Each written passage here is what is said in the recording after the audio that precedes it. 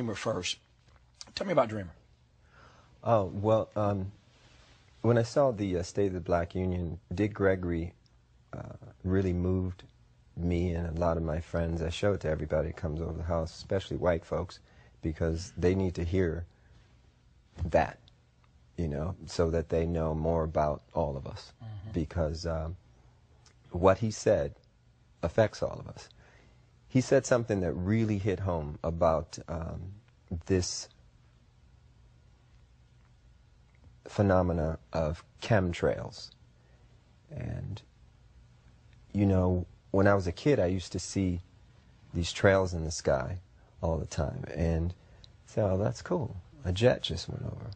And then you started to see a whole bunch of them. And the next thing you know, everybody in your neighborhood was fighting and arguing, and you didn't know why. Okay? And you really didn't know why. I mean, everybody was fighting. So he started riffing about the chemtrails. And he started to say things that hit home so hard. And I would recommend that everybody try to get what he said online or wherever and try to get a copy of it and just listen to it. Because I was so moved that I had to write the song. The other thing is the first line of the song says I was born on the same plantation in the United States of the red, white, and blue. And we live in a place now that feels just about like a plantation. We're all indentured servants, you know. When I found out there were 8 presidents before George Washington, I wanted to smack somebody. You know, I wanted to know why I was taught otherwise. Just tell me the whole story. I'll fill in the blanks, but don't, you know, don't tell me something that you think I'm supposed to know. We're indentured servants and we got a black president now? Well, I don't vote. I have nothing to do with it. I got no dog in that race. And for those who would cuss me out and slap me in person if I didn't ask you why? Well, the reason why is because I'm one of Jehovah's Witnesses, and we've never voted.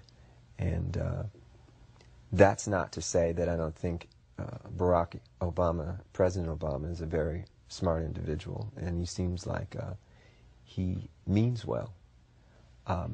Prophecy is what we all have to go by now. It's very interesting. I did a sold-out concert in London. We played 21 nights in a row, and all the concerts were sold out. When I would watch television over there, and you'd see the United Nations